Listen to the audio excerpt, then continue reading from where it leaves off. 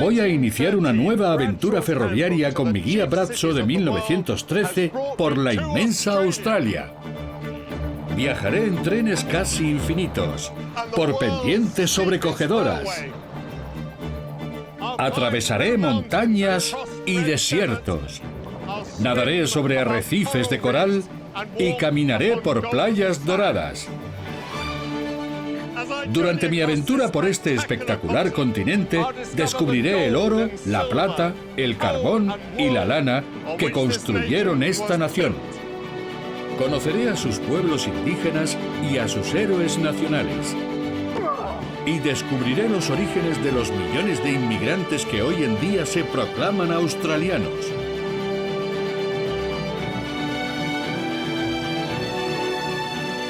Grandes viajes ferroviarios por Australia, de Adelaida a Perth.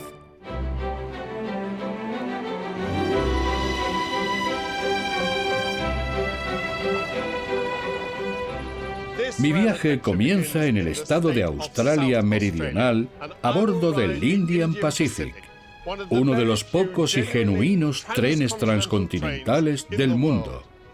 En él atravesaré el temible desierto de Nullarbor, que algunos describieron como la llanura de las pesadillas, para llegar a Perth, una de las ciudades más remotas del planeta. Cuando se publicó mi guía, ya existía la Confederación Independiente de Australia. Pero para llegar a los ricos yacimientos de oro de la región occidental, era necesario hacer un largo viaje por mar, lo que impulsó a los políticos a decidir que el ferrocarril atravesara el temido desierto de Nullarbor.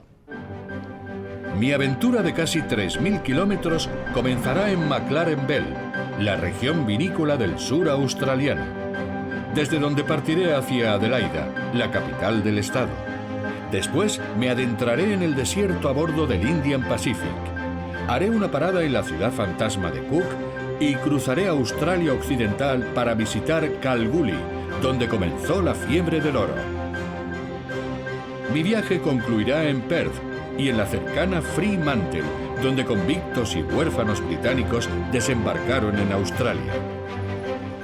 Durante mi travesía, admiraré el brillo del oro. ¿Cuál será su valor? Algo más de 1.200.000 euros. Seguiré los pasos de intrépidos exploradores. Muchos perecieron cruzando este desierto. Ahora es más fácil. Y viviré la emoción del juego.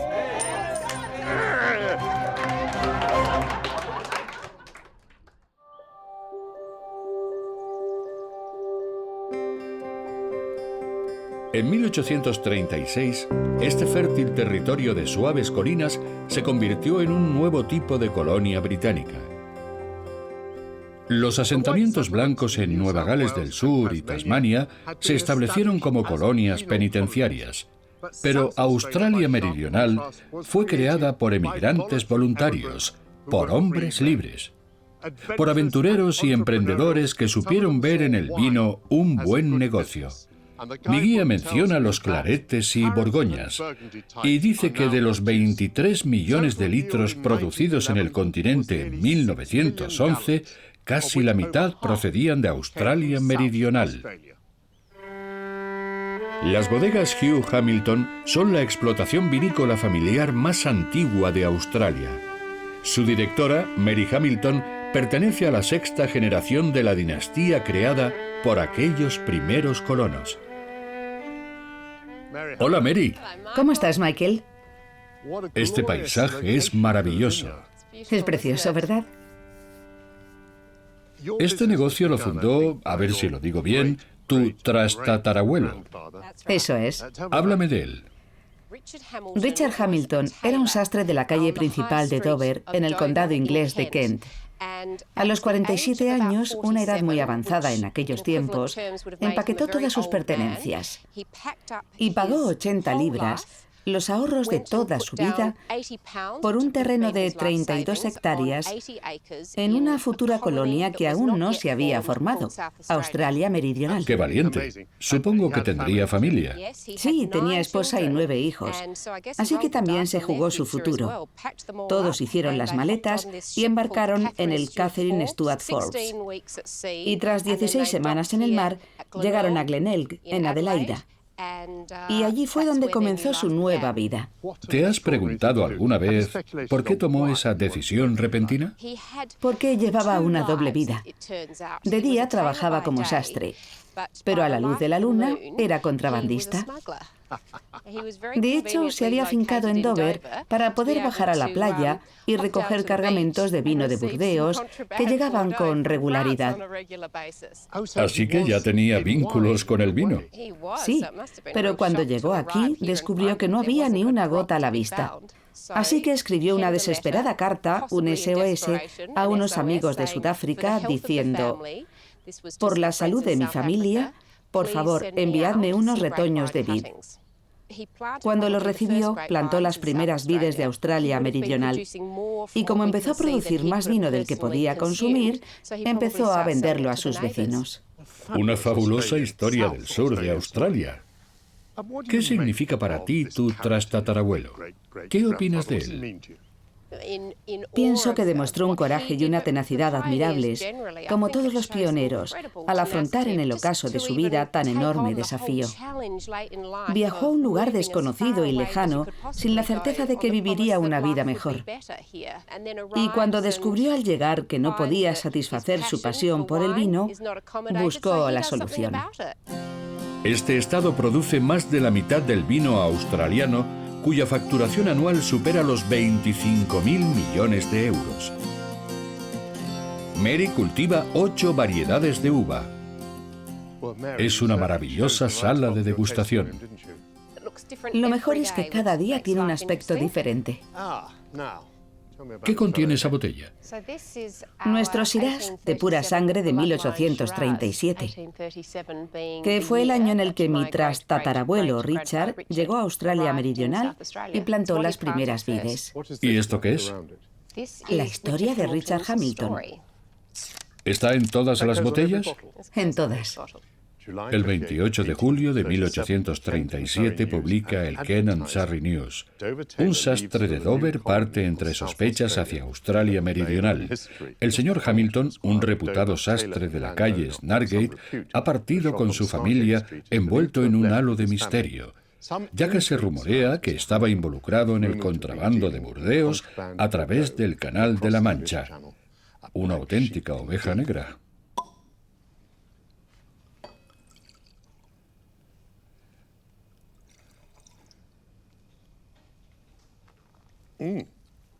Es un vino rico y generoso. ¿Los australianos del sur os consideráis diferentes?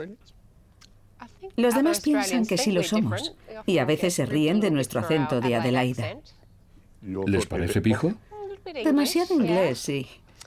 Pero para nosotros es un orgullo recordar que vinimos desde Inglaterra y que lo hicimos como inmigrantes libres y no como convictos encadenados.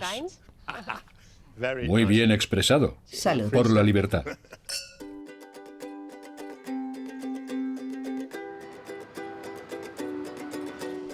Tras degustar tan magníficos vinos, tomo el metro en Seaford para visitar Adelaida.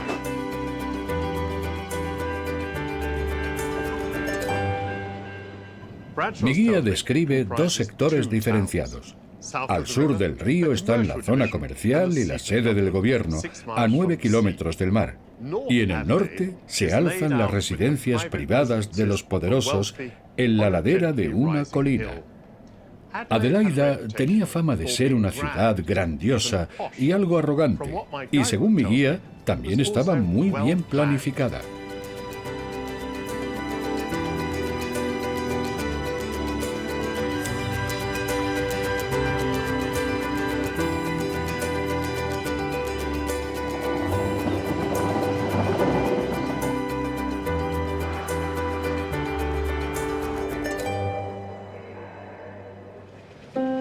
Adelaida se extiende a lo largo de 20 kilómetros entre sus famosas colinas y el Golfo de San Vicente. Es la quinta ciudad más grande de Australia y es famosa por sus políticas verdes, sus alquileres asequibles y su estilo de vida relajado. Bautizada en honor de la esposa del monarca británico Guillermo IV, su ubicación fue muy debatida. Pero el topógrafo general de la nueva colonia, el coronel William Light, consiguió imponer su concepto de una capital perfecta. La ciudad se extendería al norte y al sur del río Torrens, circundada por grandes espacios verdes. Fue la llamada Visión de Light, que personifica esta estatua que domina Adelaida desde la colina de Montefiore. Light creó un trazado con preciosas plazas en la parte sur y con las residencias de la clase alta en la ladera de la colina, y decidió rodear la nueva ciudad con más de 1000 hectáreas de hermosos parques. Declaró que esperaba que la posteridad juzgara si era digno de elogio o de censura. Su diseño sigue siendo reconocible y ha demostrado ser la obra de un iluminado. Con sus amplias calles en forma de cuadrícula y sus espacios abiertos, Light creó un diseño adelantado a su tiempo e ideal para la vida urbana moderna. ¿Os gusta su trazado? Está muy bien. ¿Sí? Y desplazarte por ella es muy sencillo. Dicen que es la ciudad de los 20 minutos. Es lo que tardas en llegar a cualquier parte. ¿De verdad? Creo que sí. Entre 20 y 30 minutos, como mucho 35. Una ventaja muy poco habitual. Somos una pequeña gran ciudad. Desde su fundación, Australia Meridional quiso ser una tierra de emigrantes libres, sin discriminación religiosa ni desempleo. Lo que en la década de 1870 impulsó la implantación de la jornada laboral de 8 horas, que permitía disfrutar más del descanso y el ocio. Lo que ayudó a la difusión de un baile argentino que hacía furor en Europa y que cuando se publicó mi guía acababa de arribar a estas costas, como van a contarme Andrew y Adrian Gill.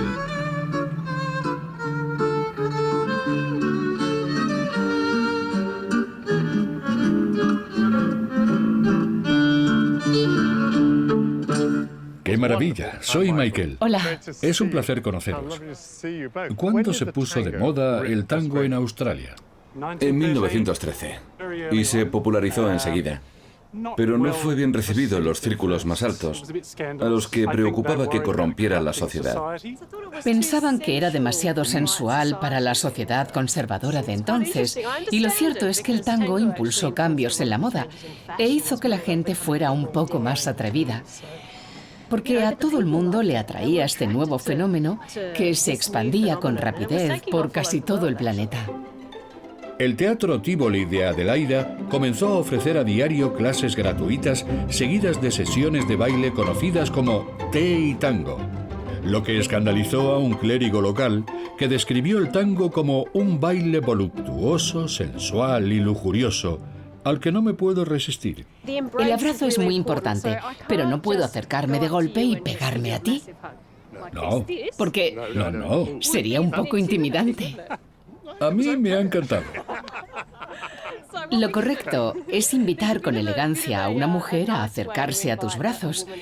Puedes invitarme extendiendo la mano izquierda y cuando yo acepte, entonces pasas tu brazo por mi espalda para completar el abrazo. ¿Así? Y ahora respira hondo, relájate y deja caer los hombros. Debes empezar apoyando el peso en un pie y caminando hacia ella. Cuanto más seguros sean tus pasos, más fácil será seguirte. Veo que tienes miedo de pisar a Adrian y por eso intentas evitar sus pies. Pero si caminas más cerca de ella, será más fácil para los dos. Vale.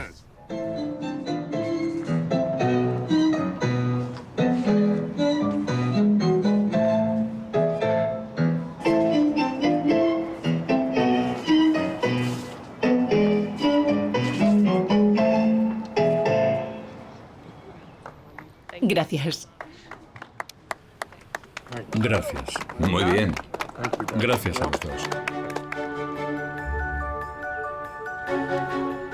Me despido con pena de Adelaida para embarcarme en un viaje único. Hola. ¿Cómo está? Muy bien, gracias.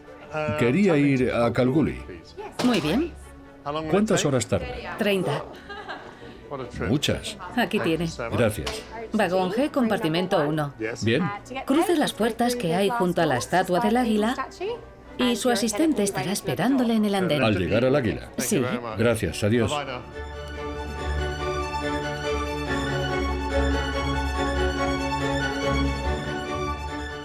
Voy a viajar de noche en un tren muy especial, el Indian Pacific, en el que recorreré más de 2.000 kilómetros hasta Kalgoorlie, que es casi la mitad de la distancia que separa a Sydney de Perth. Y lo haré cruzando el desierto de Nullarbor, una barrera temible, formidable e inhóspita que frenaba en seco los avances del hombre blanco. Buenas noches, mi compartimento es el G1. ¿G1? Sí, ¿Michael? sí, Soy Matt y desde ahora estoy a su servicio. gracias, Bienvenido. gracias. Una agradable sala propia de un yate o un avión privado para agasajar a los viajeros de este vagón.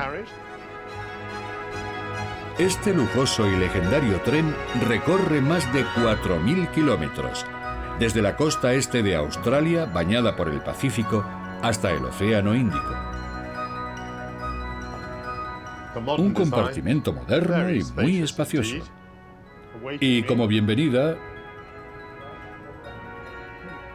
un magnífico champán francés.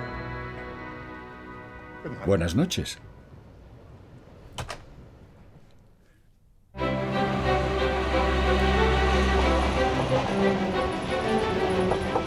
Adelante. Buenos días. Hola, Matt. Justo lo que necesito. Su té verde. Se lo dejo aquí. Gracias. ¿Seguimos en Australia Meridional? Sí, pero ya estamos muy cerca del desierto de Nullarbor. ¿Puedo ver el paisaje? Claro. Una tierra salvaje. ¡Qué maravilla! Gracias. No hay de qué. Muchos valientes murieron cruzando este desierto. Ahora es más fácil. Cuando se formó la Federación de Australia en 1901, aún no se había completado la conexión ferroviaria. Existía un vacío de más de 1.600 kilómetros entre Puerto Augusta y Kalgoorlie. Así que en 1912, dos equipos empezaron a tender las vías desde ambas ciudades. Y 5 años después, se encontraron en Oldía, en el desierto de Nullarbor, completando así la línea transcontinental. Una hazaña que va a contarme Deb Mann, la jefa de tren. Cuando se escribió mi guía, el transcontinental aún era una gran noticia. La conexión con Australia Occidental mediante una línea ferroviaria entre Perth, Adelaida y Sydney ha sido completada por el gobierno federal. ¿Por qué era tan importante la conexión ferroviaria?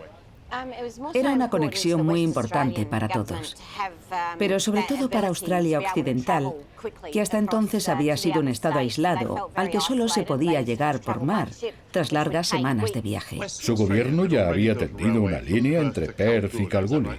Sí, fue finalizada en 1896. Pero entre Kalgoorlie y Puerto Augusta había muchos kilómetros.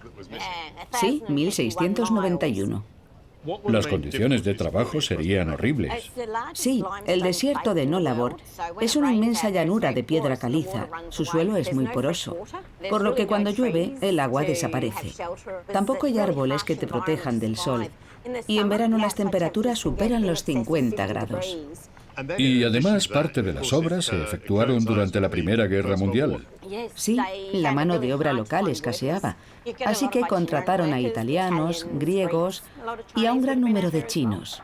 Cuando la línea se completó, ¿dónde cargaban agua las locomotoras? En depósitos ubicados a lo largo del trayecto que seguimos utilizando. La nueva línea también se hizo famosa por poseer el tramo en línea recta más largo del mundo. Su longitud roza los 500 kilómetros. Los trabajadores tendieron esta línea con herramientas primitivas como picos, azadas y palas y con la ayuda de camellos. Fue una hazaña increíble. Unas 14 horas después de abandonar Adelaida, nos adentramos en el desierto de Nullarbor. Su nombre procede de nullus arbor, que en latín significa sin árboles, y su extensión alcanza los 260.000 kilómetros cuadrados. Se puede rodear por carretera siguiendo su borde sur, pero solo es posible atravesarlo en tren. El tren se detendrá en Cook para repostar combustible y agua y para que los conductores que terminan su turno desciendan y puedan regresar a casa por la mañana. Adelaida está a 1.000 kilómetros a mi espalda y Perth a unos 1.600 delante de mí. La carretera asfaltada más cercana está a unos 100 kilómetros. Y a pesar de todo, Cook recibe cada año a miles de visitantes gracias al Indian Pacific. En el pasado tuvo una escuela y un hospital, pero ya no existen, y su población permanente está formada por tan solo 4 personas. Hola, ¿Qué tal? ¿tú has conducido hasta aquí? Desde Puerto Augusta. Pues muchas gracias. De nada. Supongo que estarás cansado. Llevo en la cabina desde las 2 de la mañana. Viajo con otro conductor. Y vamos haciendo turnos de unas 2 horas. ¿Y te gusta? Sí, es un trabajo que me encanta. ¿Por qué? Porque vas a tu aire, disfrutando del paisaje y nadie te molesta. Ves cómo se desata una gran tormenta, un minuto después sale el sol y más tarde te internas en una niebla espesa. Aquí nunca te aburres. Voy a ayudar a Deb, la jefa de tren, a rellenar los depósitos de agua. ¿Cuánta agua cabe en los depósitos? Cada vez que lo rellenamos ponemos unos 30.000 litros. Claro, porque el funcionamiento de tantas duchas y aseos exige mucha agua. Y el de los bares y restaurantes. Tira de la manguera.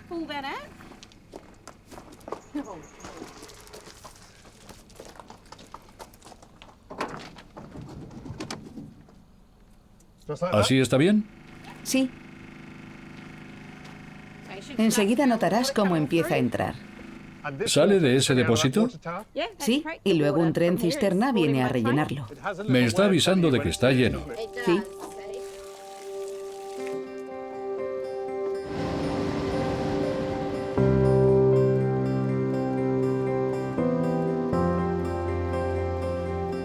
Reanudo esta increíble travesía que me llevará primero a Kalgoorlie y después a Perth, la capital de Australia Occidental.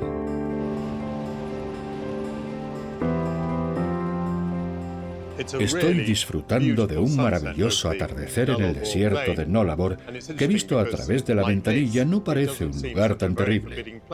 Y eso es lo más paradójico, que al cruzarlo a toda velocidad en este lujoso tren, tiendes a olvidar que si bajaras de él y te quedaras ahí solo, morirías. En 1917, los australianos por fin pudieron atravesar su inmenso país. Los distintos anchos de vía obligaban a cambiar de tren al menos 5 veces. Pero en 1969 se estableció un único ancho de vía y un año después el Indian Pacific inició su primer trayecto ininterrumpido. Hoy puedes cruzar Australia en avión en 5 horas y media, pero hacerlo en este lujoso tren durante 4 días sigue siendo una experiencia fascinante. ¿Qué tal? Hola. Hola. ¿Qué os impulsó a hacer este viaje? Nos casamos hace 50 años. Enhorabuena. Y se nos ocurrió quedarnos en Australia y hacer algo diferente. ¿Dónde subisteis al tren? En Sydney. ¿Y no os cansa viajar tantos días? Está siendo una travesía muy relajante. Hemos conocido a gente estupenda y como tienen unos vinos bastante buenos, nunca te aburres. Es una experiencia diferente. Voy a visitar al chef Sam Markham, el encargado de alimentar a los 211 pasajeros que viajamos a bordo. Hola, Sam. ¿Cómo estás? Es un placer. He oído que esta noche cenaremos algo muy especial. Y lo haremos en el desierto bajo las estrellas. Tenemos pierna de cordero asada a fuego lento, patatas y ensalada de col, tarta de queso Lamington y unas salchichas que está cocinando Neville. ¿Es mucho trabajo? Sí, ¿Cuántas cocinas tenéis? 3. ¿Te apetece echarme una mano? Será un placer. Haz cortes de 1 centímetro. No es tan fácil como parece, porque es una carne muy tierna. ¿Se cocina distinto en un tren que en un restaurante? Es muy diferente. Debes satisfacer gustos muy variados y no puedes irte a casa y desconectar. Aquí trabajas 6 días seguidos. Todo el mundo quedará encantado con esta espléndida cena. Eso espero.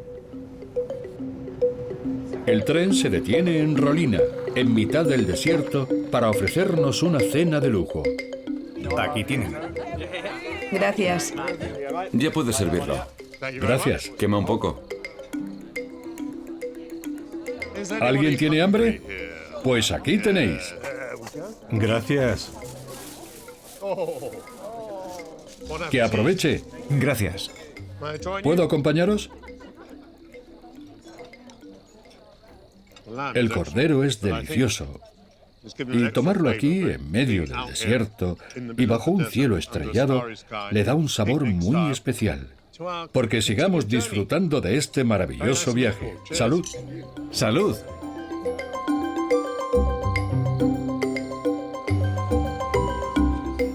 Tras tan magnífica cena, el tren reanuda la marcha en dirección a Kalgoorlie, a cuya estación llegaremos mañana tras recorrer 400 kilómetros.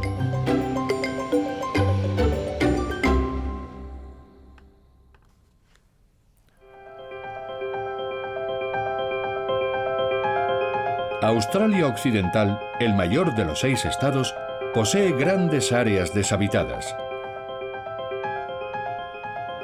Por eso sorprende un poco encontrar una bulliciosa ciudad en una de sus zonas más remotas.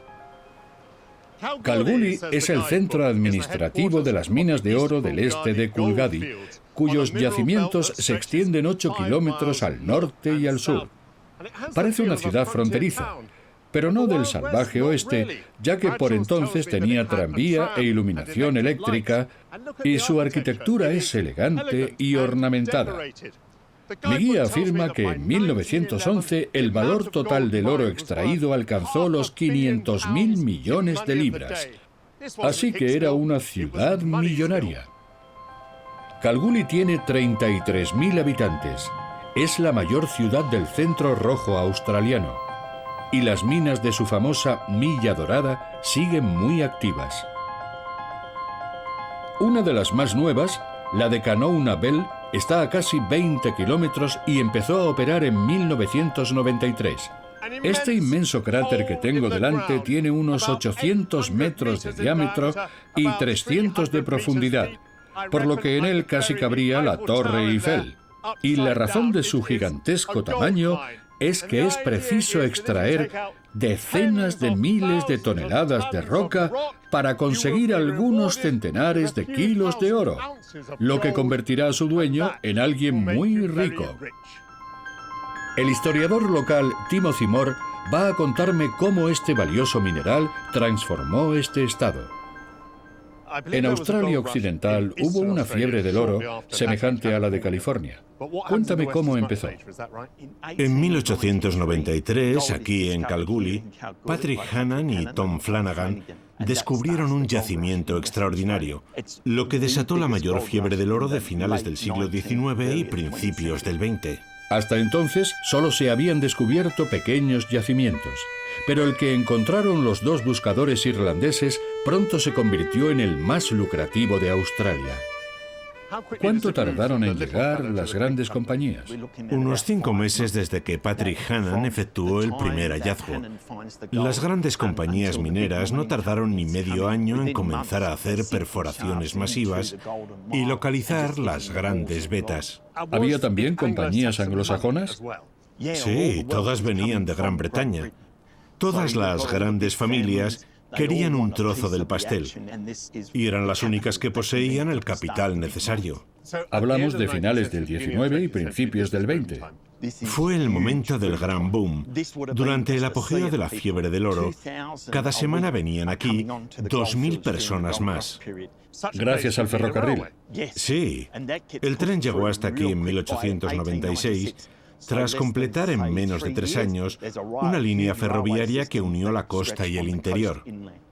Más adelante, la recién fundada Federación decidió construir una línea que conectara el continente, y el resultado fue el ferrocarril transcontinental australiano.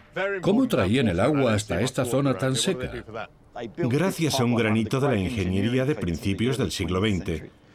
Un acueducto que venía desde Perth, construido por C.Y. O'Connor, que aquí es considerado casi un dios porque trajo el agua.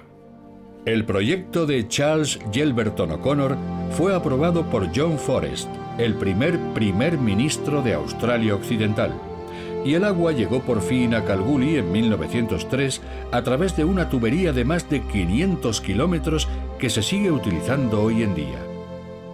¿Qué cambios impulsó el oro en Australia Occidental? Hasta la década de 1880, la vida aquí se basaba en una agricultura de supervivencia, pero el descubrimiento de oro en Kalgoorlie nos convirtió en la colonia más rica del mundo. Aún falta mucho para que los yacimientos se agoten, y aunque también contienen otros minerales como el níquel, el oro sigue siendo el rey. Me interesa mucho saber cómo se extrae de la roca. Y Jim Coxon, el director de una planta procesadora, se ha ofrecido a mostrármelo. Jim. Michael. Es un placer. ¿Cómo estás? Bien. Esa enorme máquina que está a mi espalda, ¿qué está haciendo? Las rocas son molidas en su interior y se convierten en algo semejante a los polvos de talco, a los que después añadimos sustancias químicas para extraer el oro. En un bloque así habrá muy poco oro. Entre 2 y 10 gramos por tonelada. Vuestra mina ocupa un cráter inmenso. ¿Hay más por aquí? Sí, hay muchas otras, porque el precio del oro está en alza. Nosotros gestionamos 4 minas y seguimos haciendo prospecciones para encontrar más oro. ¿Cómo extraéis el oro de esa especie de polvos de talco? Los mezclamos con agua y sustancias químicas y añadimos carbón activado para extraer el oro, que después se calienta, se funde y se moldea en lingotes. ¿Podría ver cómo se hace? Claro que sí. Esta planta opera de forma continua y en cada turno trabajan hasta 40 personas. He estado en muchas plantas siderúrgicas que suelen ser instalaciones enormes y me encanta ver que esta es una industria casi familiar. Se necesita una temperatura elevadísima para extraer el oro. Sí, esperaremos a que alcance los 1300 grados centígrados. Y entonces iremos inclinando poco a poco el crisol para que el oro vaya cayendo y se transforme en lingotes. ¿Lingotes de oro? El crisol se está inclinando y el oro saldrá en cualquier momento. Ahí lo tienes. Es extraordinario. Es un río de oro líquido y ardiente que al descender va formando una hermosa cascada, una catarata que va cayendo de molde en molde. Es increíble. Incluso puedo ver pequeños destellos que brillan como estrellas en el metal fundido. Es una visión maravillosa. Los lingotes se enfrían y después se limpian antes de enviarlos a la fábrica de moneda de Perth. Es muy pesado y tiene los bordes algo irregulares. No es tan liso y suave como los lingotes que se depositan en las cámaras acorazadas. El oro que tengo delante, ¿cuánto puede valer? Pesa unos 28 kilos, así que 1.200.000 euros. Si fuera mío, podría jubilarme. Como otros legendarios pueblos mineros, Kalgoorlie se llenó de tabernas, burdeles y casinos, lo que popularizó un divertido juego de azar que hoy muchos de sus vecinos siguen disfrutando.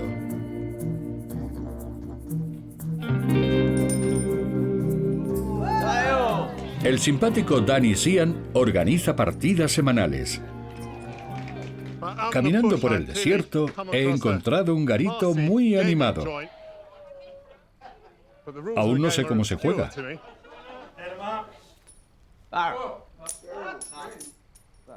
Creo que hay que adivinar si sale cara o cruz, pero tiran 2 monedas y parece que apuestan fuerte. ¿Eres Danny? El mismo. ¿Cómo surgió este juego? Es ya una tradición australiana. Se llama TUAP.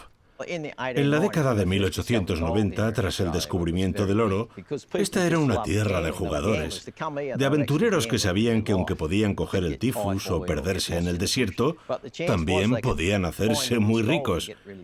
Y cuando una ciudad se llena de gente así, el juego siempre florece. Y el TUAP fue el más popular. ¿Siempre se jugó en un recinto circular? ¿En un lugar semejante a este? Sí, este lo construyeron ¿Quiénes? mi padre y un amigo. ¿Es un juego legal? En Australia Occidental sí, aunque debes pedir un permiso. Fue ilegal durante años, así que nos saltábamos la ley. Pero las cosas cambiaron. En tiempos de mi padre, aquí se juntaban cientos de personas. Y aunque ahora no pasamos de 40 o 50, seguimos siendo muchos los que disfrutamos del juego. ¿Puedes decirme cómo se juega? Cada moneda tiene una cara y una cruz pintada. Tiras las 2 monedas y si salen 2 caras, ganas. Vamos allá. Hagan sus apuestas. Muy bien, te toca tirar. Si salen 2 caras, ganarás 35 euros. ¿Y si salen cruces? Mala suerte. ¡Adelante! ¿Listos? Van a salir 2 cruces. 2 caras.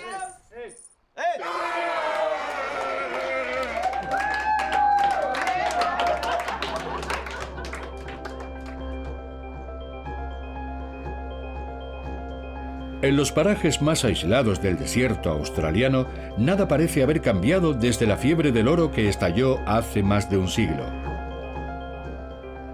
Mi guía me informa de que en el oeste se extiende un desierto sin una gota de agua que sigue dificultando la vida en Australia Occidental, un estado con un territorio 10 veces mayor que el del Reino Unido y núcleos urbanos muy diseminados a los que no resulta fácil proporcionar atención médica.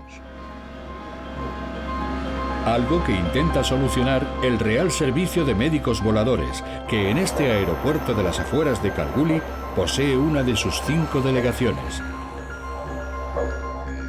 Andrew Barnes estudió en Londres y es médico volador desde hace más de 20 años. ¿Cómo estás, Andrew? Hola, Michael. ¿Qué tal? Es un placer. ¿Este es el precioso avión con el que trabajas? Solo tiene un motor, pero alcanza casi los 500 por hora. ¿A qué distancia máxima puedes volar para atender a un paciente? Unos 1.500 kilómetros, que tardas en recorrer casi 4 horas. A lo que hay que sumar un repostaje a mitad de camino y el tiempo de recogida. Así que si vives en una zona remota, puedes tardar bastante en recibir atención médica. Supongo que las grandes fincas ganaderas habrán habilitado pistas de tierra. Sí, claro. Hoy todo es mucho más fácil. Pero por la noche seguimos aterrizando en pistas señalizadas con balizas de gasolina, que no siempre están en perfecto estado. Este servicio médico pionero fue fundado en 1928 por un clérigo. John Flynn nació en Melbourne y era un pastor religioso sin formación médica. Pero cuando visitó el Desierto Rojo, descubrió que sus aislados habitantes no disfrutaban de la atención médica elemental. Y eso que él describió como la tiranía de la distancia, le impulsó a fundar el Real Servicio de Médicos Voladores. ¿Cómo se avisaba al médico en aquellos tiempos? Al principio mediante el código Morse, pero pronto se empezó a utilizar la radio VHF, que era lo más usado en los años 50 y 60. Hoy casi todo el mundo nos llama con el móvil, y en áreas muy remotas, con teléfonos por satélite. ¿Qué impulsó a un británico a hacerse médico volador? Supongo que viniste de visita. Y me perdí aquí. Yo vine del Reino Unido y descubrí aquí mi ocupación soñada. Este es un trabajo apasionante. Hoy puedes visitar una aldea remota para supervisar la salud de sus vecinos y mañana estar volando en plena noche prestando a un paciente crítico el soporte vital avanzado. ¿Podrías mostrarme el equipamiento del avión? Claro, adelante. Gracias.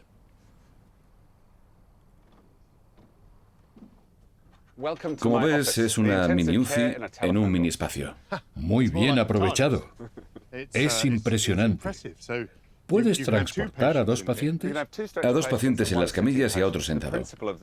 Es un hospital móvil en el que podemos hacer cualquier cosa, excepto cirugía mayor.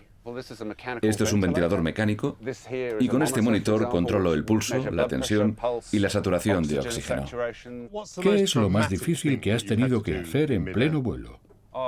Lo más complicado fue aplicar una ventilación no invasiva a un paciente que casi no podía respirar. ¿Este servicio médico aéreo siempre está activo? Sí. En un día normal hay unos 7 aviones surcando los cielos de Australia Occidental. En los tiempos de Flynn, los pacientes anuales no llegaban a 1000. Pero hoy el Real Servicio de Médicos Voladores transporta más de 300.000 pacientes al año. Impresionante.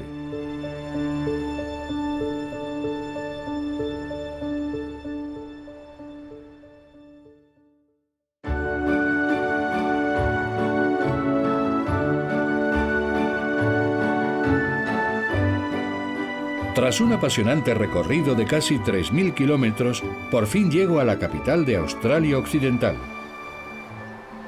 Me dispongo a entrar en Perth en este cómodo tren de cercanías, donde según mi guía encontraré árboles cuya sombra se agradece durante el caluroso verano, pero hoy es un hermoso día de otoño. La 4ª ciudad más poblada de Australia se alza en la costa oeste junto al Océano Índico, en un lugar más cercano a Bali que a la lejana Sydney.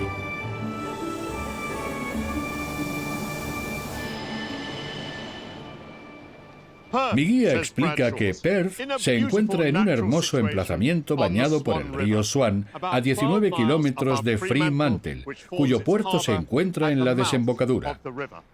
En 1890, cuando Australia Occidental se convirtió en una colonia con un gobierno responsable, no tenía más de 90.000 habitantes. Lo cierto es que esta remota ciudad, capital de una inmensa y despoblada colonia, tuvo que luchar por la supervivencia con la ayuda de los convictos hasta el descubrimiento del oro. Y su prosperidad salta a la vista. Esta ciudad, fundada en 1829, es una de las más aisladas del mundo.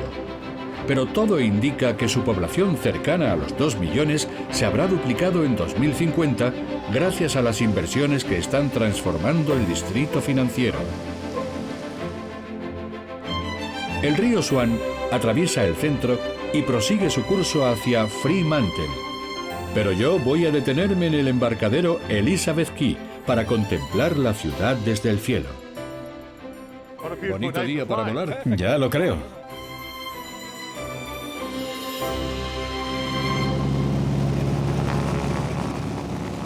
Me encanta sentir esta estimulante ráfaga de aire en la cara al aumentar la velocidad.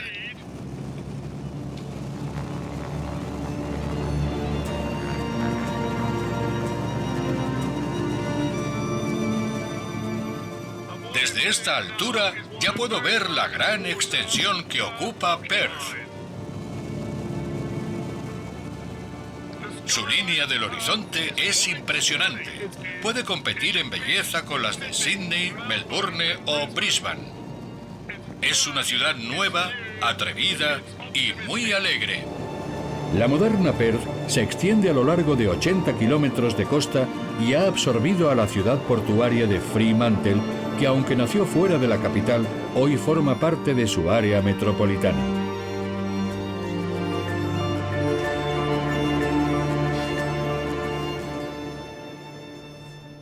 Mi guía afirma que Fremantle es el principal puerto del estado, un gran centro de negocios y una ciudad bien planificada y comunicada con Perth por barco y ferrocarril. Fremantle fue fundada antes de que se estableciera Perth río arriba, a orillas del Swan. Recibió 37 barcos de convictos, incluidos los últimos que arribaron a Australia. Y su prosperidad llegó cuando su puerto fue rediseñado por el arquitecto responsable del famoso acueducto que llevó el agua hasta Kalgoorlie. Aquí todo el mundo recuerda su nombre, Charles Y. O'Connor. Y es fácil entender por qué. Casi medio siglo después de recibir a los últimos convictos, Fremantle acogió a principios del siglo XX a algunos huérfanos británicos, cuya amarga historia intentaré conocer en la pequeña localidad de Pinjarra. Australia Occidental, dice mi guía, se encuentra a unos 10 días en barco de la India y es el estado australiano más próximo a Inglaterra. Está a unos 17.400 kilómetros. Hoy esa distancia no parece tan grande. Hay vuelos constantes a Londres y la diferencia horaria es de 7 horas. A partir del siglo XVIII, Gran Bretaña utilizó a Australia para aliviar su sobrecarga penitenciaria. Pero en el siglo XX decidió exportar un problema social distinto, y la poco poblada Australia Occidental fue el destino elegido.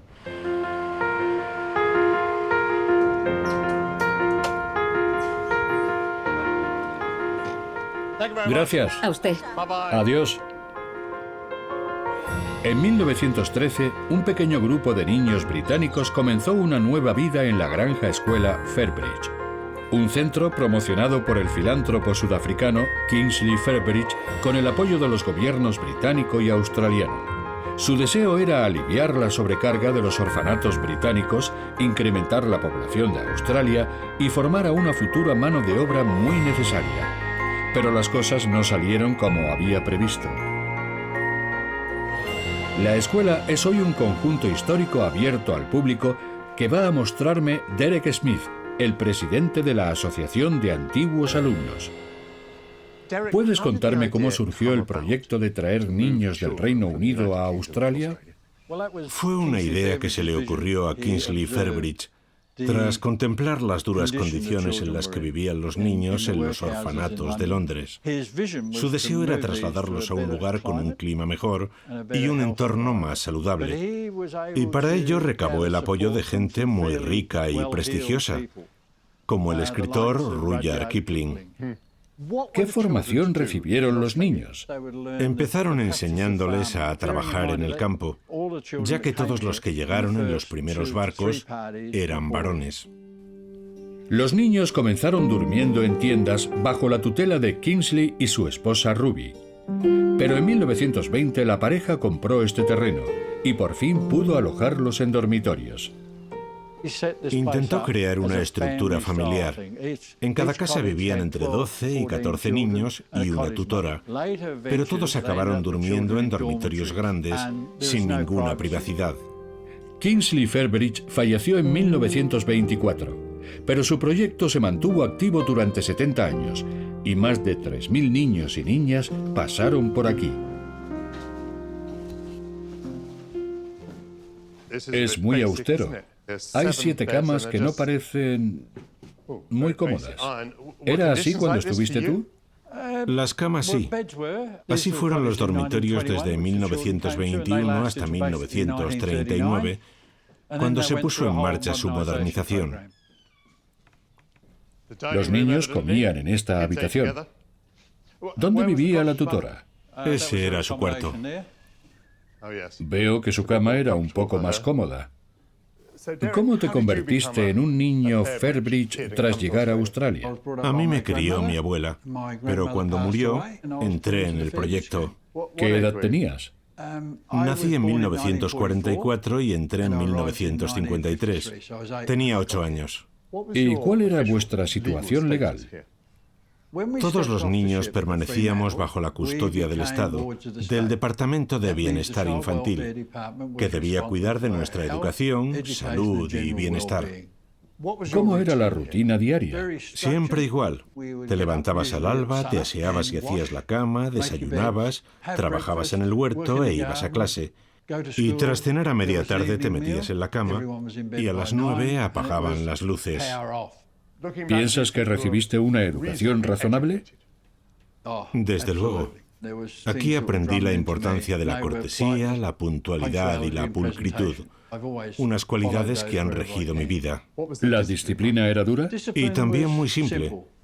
Era como una línea trazada en la arena, que si cruzabas te acarrearía un castigo. Y aunque este fuera injusto, no había nadie a quien recurrir. ¿Los castigos eran físicos? A veces sí. Usaban demasiado la vara. ¿Alguna vez recibiste una muestra de ternura, amor o afecto? No. Era un ambiente muy aséptico y el amor aquí no existía. Nadie te consolaba cuando tenías un mal día, cuando llorabas. No había nadie a quien abrazar. Derek dejó la escuela a los 16 años y acabó siendo ingeniero y profesor universitario. Al recordar el pasado, ¿piensas que estar aquí te ayudó? Yo no tenía ningún futuro y esta escuela me dio una oportunidad. Hoy tengo mi propia casa, 2 hijos a los que adoro y una esposa maravillosa. Sigo pensando que venir aquí fue lo mejor que pudo pasarme. Pero para algunos compañeros, esto fue un auténtico infierno. Cada uno lo vivió a su manera. El éxito inicial del proyecto impulsó la apertura de otras escuelas en Australia, Canadá y Rodesia, la actual Zimbabue. En 1949, un exdirector desveló casos de explotación y abusos sexuales perpetrados desde los años 30, pero el informe se ignoró y los niños permanecieron en las escuelas. Los antiguos alumnos Ross Crawford y Richard Hinch van a contarme su terrible experiencia. ¿Qué edad tenías cuando llegaste? Un mes después de entrar cumplí 12 años. Yo no quería venir, pero aunque lloré y lloré, nadie me hizo caso. ¿Viniste a la fuerza? No tuve ninguna opción. ¿Cómo resumirías tu experiencia en Fairbridge? Hubo cosas malas y algunas buenas. A veces me esfuerzo en recordar lo que más me gustaba. Me encantaba la iglesia, que siempre ha sido para mí una parte esencial de mi vida. Limpiar la iglesia era una de nuestras tareas. Y también asistíamos a misa los domingos y celebrábamos las vísperas. Y nos sentíamos tan felices con sus oraciones y cánticos. ¿Y tú? Entré con 6 años. 6. Y salí a los 16. Tengo buenos y malos recuerdos. Los buenos tienen que ver con mis compañeros. Y los malos... ¿Tienen que ver con el personal? Más o menos. Cuando me marché odiaba ir a clase, pero pronto comprendí que para conseguir un buen empleo necesitaba estudiar y conseguí graduarme en la universidad. Trabajé 32 años como bombero y llegué bastante arriba. ¿Pensáis que le debéis algo a Fairbridge? No. No. Nada. Todo lo que conseguí en la vida tras salir de aquí, lo logré sin la ayuda de nadie. Los gobiernos británico y australiano pidieron perdón a los niños por el trato recibido, y aunque algunos recibieron compensaciones, otros siguen peleando por ellas. Fairbridge pasará a la historia como un gran escándalo, porque aquellos niños fueron forzados a venir aquí, y porque algunos sufrieron abusos físicos y sexuales. Los que tuvieron más suerte, al volver la vista atrás, piensan que fue mejor estar aquí que quedarse en el Reino Unido. Pero aunque todo indica que se trataba de un proyecto idealista propio de un tiempo en el que imperaba el paternalismo, ninguno de los que pasaron por aquí recibió nada remotamente parecido al amor.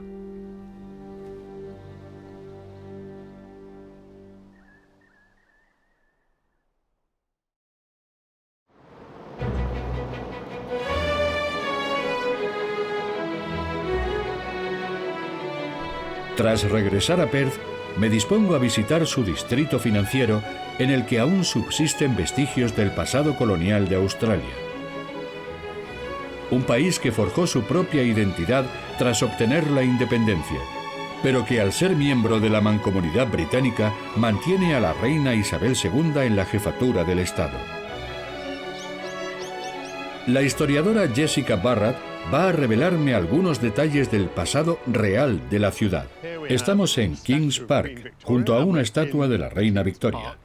¿Cuándo se produjo la primera visita real a Australia? En 1867 nos visitó el príncipe Alfredo, el 4º hijo de la reina Victoria. Y Eduardo VIII, cuando aún era príncipe de Gales, vino aquí después de la Primera Guerra Mundial. Llegó a Perth el 1 de julio de 1920, tras tomar un tren en Albany. Pasó 10 días en nuestro estado y viajó por toda Australia, desde mayo a agosto, visitando más de 100 pueblos y ciudades. Un viaje largo. Y agotador, sin un momento de respiro. ¿Qué esperaba conseguir con aquella gira? ¿Por qué vino? Lo hizo para dar las gracias a todo nuestro pueblo y a los soldados australianos que combatieron en la guerra. Asistió a numerosos eventos y actos públicos e incluso a una fiesta en este parque. Es la invitación. Sí. Fiesta pública en honor de Su Alteza Real, el Príncipe de Gales, ante la estatua de la Reina Victoria el 3 de julio de 1920. ¿Cómo se sintió durante la gira? Un poco agobiado, en especial durante esta fiesta, porque tuvo que estar plantado delante de la estatua de la reina, saludando a la multitud que desfilaba y quitándose el sombrero una y otra vez durante 45 minutos. Y cuando prosiguió su viaje hacia el norte, sufrió un accidente. Las vías se habían abierto a causa de la lluvia y el tren descarriló. Y su vagón cayó a una zanja. ¿Resultó herido? No, ¿qué va? Un periódico contó que salvó la vida gracias a una vaca que estaba en las vías. Los maquinistas redujeron la marcha y por eso el tren iba despacio cuando todo ocurrió. Cuentan que salió del vagón y dijo: al menos ha pasado algo que no estaba en el programa. El accidente aumentó su popularidad, ya que no interrumpió la gira, por lo que los australianos empezaron a llamarle el Príncipe Azul. La familia real británica visita Australia con cierta frecuencia. Pero aprovechando que Jessica me ha invitado a una barbacoa, voy a intentar averiguar si sigue siendo tan popular. ¿Cómo estás, Matt? ¿Qué tal? Esto es parte del ADN australiano. Ya lo creo. La barbacoa. Cogeré unas gambas e iré a la mesa. Gracias, Matt.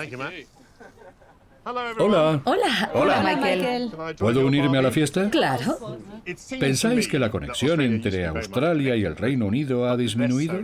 Australia es más multicultural que nunca, lo que es muy positivo.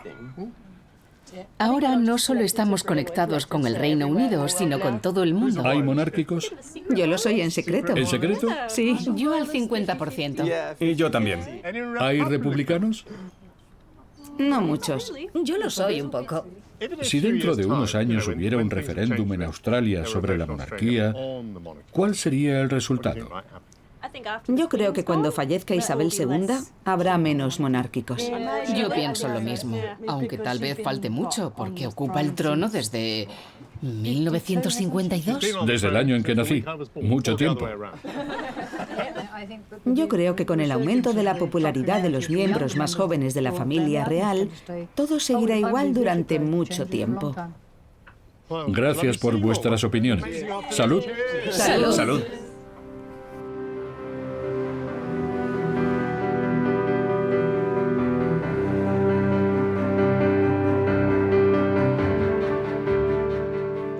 Perth y Adelaida están igual de lejos que Londres de Sicilia o que Boston de Miami, pero están separadas por un desierto y por una brecha cultural que distanció a Australia Occidental, construida por convictos, de Australia Meridional, cuyos orgullosos habitantes eligieron venir.